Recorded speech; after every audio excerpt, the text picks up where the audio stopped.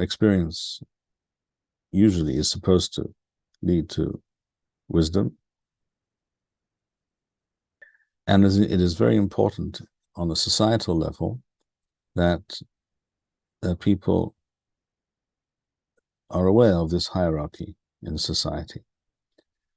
It's when a society becomes bereft of such an awareness that society falls apart, as we see today. In fact, quite the opposite. Today, in many societies, young people are convinced that they know everything. They have discovered everything. Nothing was known or clear to anybody before them, but they now have seen the light, and they know what is right, progressive, leads to wonderful outcomes, even though we all see that the opposite is the case. There's a tremendous amount of hubris in such an approach, which does not lead to positive outcomes.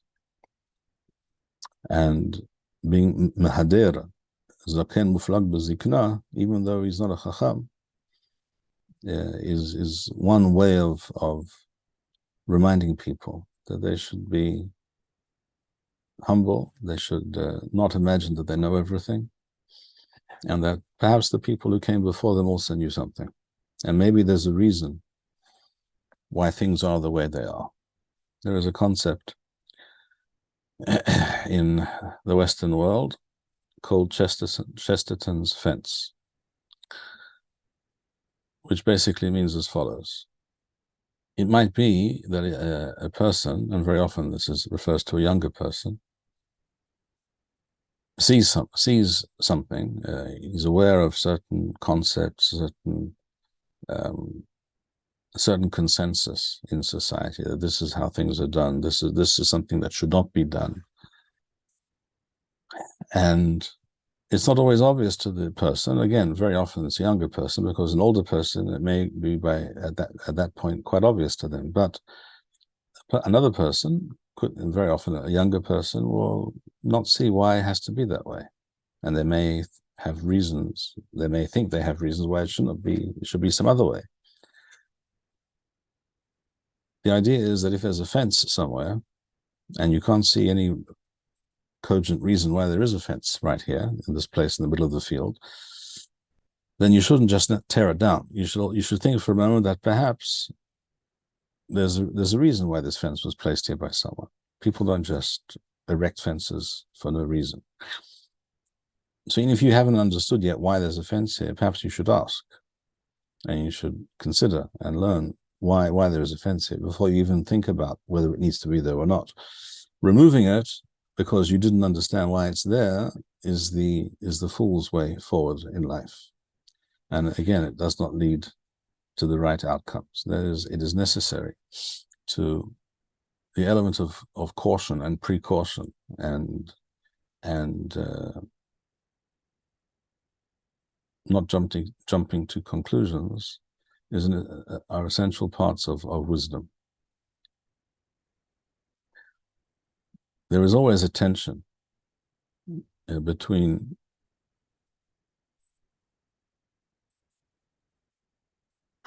progressiveness, or the desire to change or improve, and conservatism, which is the desire to conserve, to maintain that which is the order, the system, the establishment as it is.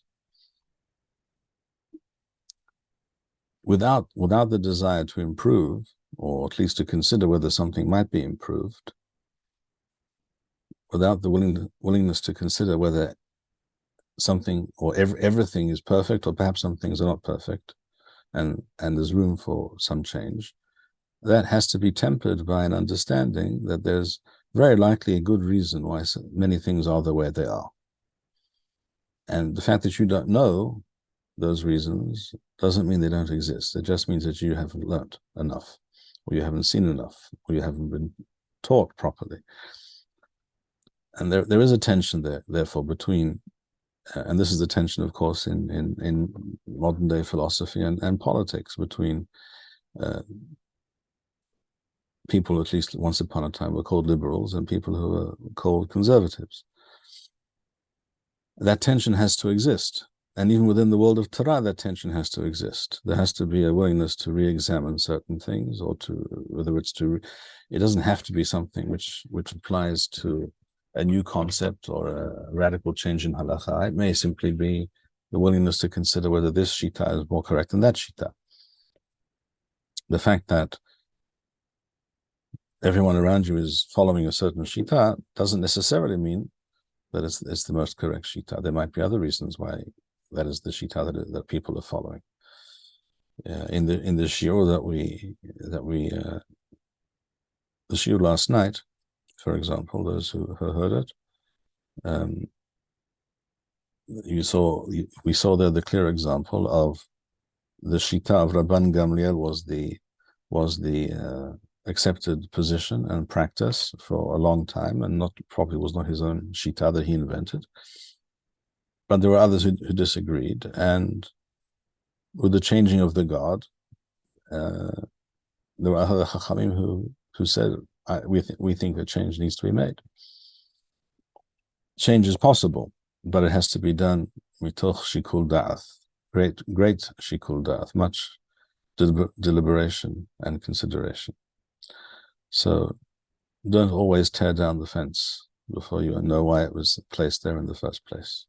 Do you think part of the reason why there's so much of this tearing down of fences nowadays is because of how quickly the world has developed on a material level? So, for example, my great-great-grandfather lived basically the same exact life as his father, whereas my childhood was wildly different from my parents' childhood, even just with regard to the technology that we have and the experiences that we had.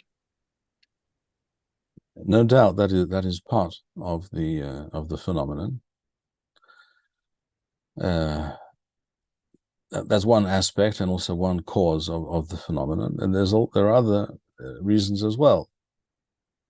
Another major cause is what we were discussing a moment ago: the lack of humility, lack of respect towards tradition, which is encouraged even. At some point, this was encouraged. This is essentially the aim of the early postmodernists in the 30s of the last century, the Mignonneau. And they were quite open about their intention. Their intention was to deconstruct society completely. They did not hide this agenda. And how do you deconstruct a society? By saying that we have a better idea. We don't care how things were and why they are as they are. We are going to do things differently. Why? Lama kacha, because we want to, and we don't, and we're convinced that we know better than everybody else. So this is first of all, such an attitude can only be based on a certain haughtiness and hubris.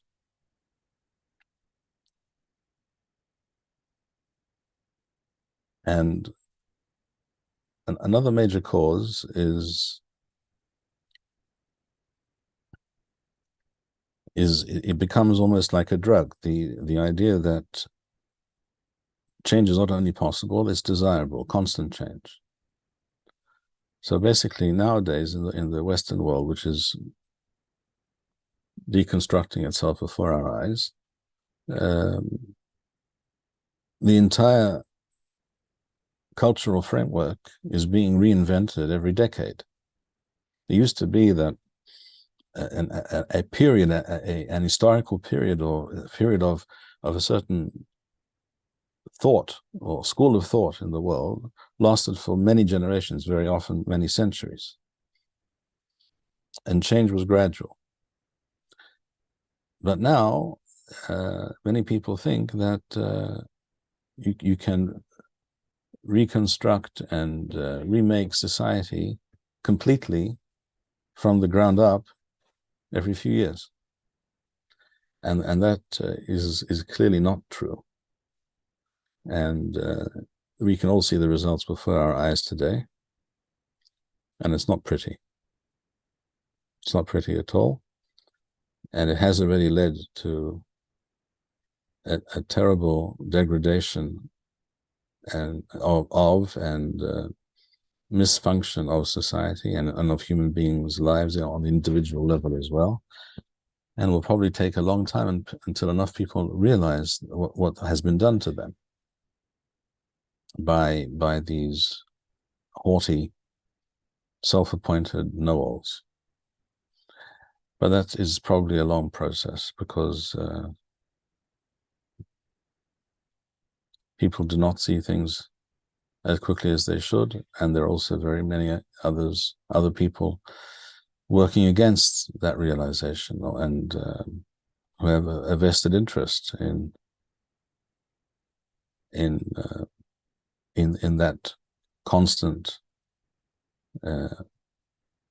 inexorable change.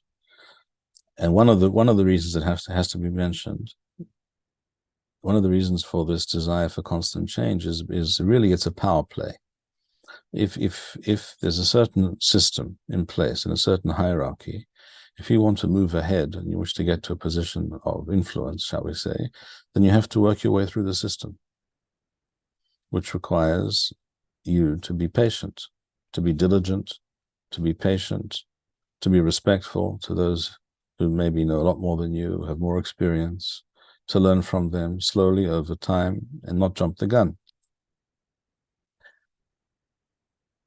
And it will take quite some time, perhaps, for you to get ahead in that system. If you change the entire system, you turn the system on its head, then you can, the most lowly or uneducated or even downright stupid can become top dog overnight. And this is basically what happened when this began to happen in a pronounced and obvious fashion in the 60s of the previous century, when students who were just out of high school and just began taking a few courses in this philosophy or that mode of thought, whatever may be fashionable, and they were being taught by postmodernists. No one understood it at the time. Most people didn't understand at the time, but that's what was going on. And there you have it. So these youngsters, 20-year-olds, they figured everything out. They know how the world how it should be run, and everything is obviously wrong, and they obviously should be setting the tone. There was a student rebellion in France in the 60s, and similar things took place across the Western world. And again, you would have to be completely lacking in awareness and unaware of reality to think that the world has been vastly improved by these things. At the very least, what people need, even people who think that change is necessary, even radical change, at the very least, you would think these people would be willing to do the following, and that is to institute perhaps some change or suggest certain change in some area, and then track over time what the outcomes were and see if it worked out the way you thought it should work out. Because what usually happens very often when you make major changes, tectonic shifts in a society, you may be aiming for a certain result, but it's close to certain that the result will be either not what you anticipated at all, or it will be what you anticipated, but you do not realize at the same time it will cause many other things to change. It's like a car that's not working. So a good mechanic knows you have to first figure out what the problem is and then change that part. You have to figure out, is it the starter or the alternator, or is it the battery, or is it the spark plug? When you discover what the problem is, then you fix that problem, and you know now what was wrong, and now you know that it's working. But if you're told by the person, well, the car's not starting, so you change a whole bunch of things without testing and knowing what the problem was, and it's likely not to work now either, because you don't know what you changed. You don't know what was working, what wasn't working, and what the result was when you changed this part or that part. And now it might be not working for a different reason for the reason that it was not working an hour ago. So if a person's so convinced that they have radical and new responses and ideas and suggestions, they should at least have the humility to accept that. Let's test your theory in reality. Let's see how it works out, how it pans out, what it causes to happen over time. Very often, unexpected and even unpredictable results may ensue. And that, I think, is what has happened. The Western world has gone through these convulsions and immense disruptions that were thought up and intended to achieve a certain result, but in fact, the overall result, at least, has been completely beyond the scope of what was envisaged. One good example is feminism. Many women today understand that they were sold a lie. I won't go into the whole thing now, but many people, men and women, understand this. This was ill-conceived, and the results are not what were intended.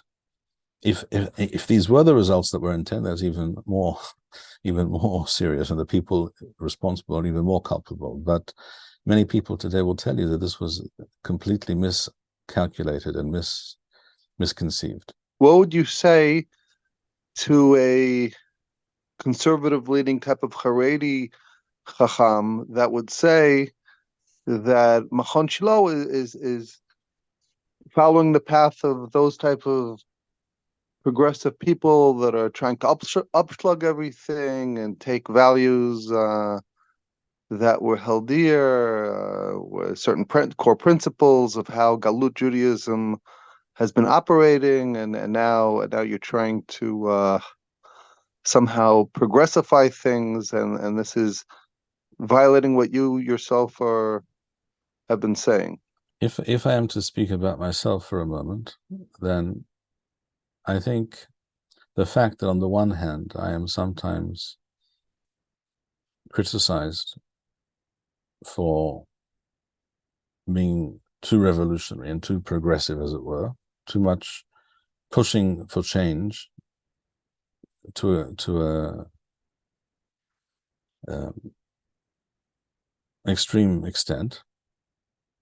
On the one hand, there are such people. On the other hand, there are other people who will tell you that I'm a fundamentalist and that I am an arch conservative, and in fact I am benighted and old-fashioned and misogynist and whatever other terms are relevant and fashionable today. I'm all of those things as well, apparently. It depends whom you ask.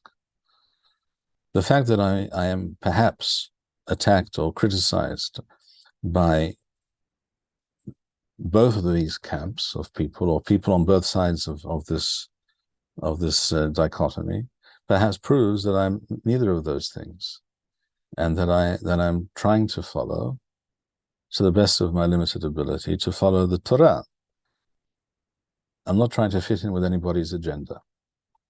Not a Haredi agenda, not a Dati Leumi, religious Zionist agenda, not a modern Orthodox agenda, not a Rambamist agenda. I do not suggest that we all walk around in turbans, although I don't have any problem at all with turbans. But I don't think that's what's missing in our lives. We simply have to be Torah true and authentic Jews. That's all. That I believe is what we should be trying to do. And therefore, on some issues, one can, if one examines my positions objectively, one sees that they may be considered extremely Haredi on this issue, and on another issue, it might be considered very, very quite radical and certainly not sticking to the straight and narrow path that many other people might follow or recommend. So I hope that what I just said is true, that if I am being criticized by both of these camps or various camps, that they in fact have their agendas, and therefore they do not like certain things that I say. They don't, because certain things I say don't fit their agendas or their world outlook and what I think they perhaps should do. Of course, I'm willing to accept that I might be wrong about one or about many things, but they should also be willing to consider the possibility that they're wrong about something. And if something that I say, or that I believe, or that I preach, or that I teach does not fit one or more aspects of their agenda, perhaps they should be willing to examine their own agenda. That's, I think, the only thing I can say with regards to that. Thank you, Rabbi Bar-Hayim. We would like to encourage our viewers to share these videos with friends and send in your responses. We would also like to suggest the following opportunity to our viewers. If you identify with Rabbi Bar-Hayim's message and would like to sponsor or dedicate a video interview with the rabbi in honor or memory of a loved one, if you would like to obtain Birkon Nusach Eretz Yisrael or invite the rabbi for a speaking engagement, please email us at office@machonshilo.org.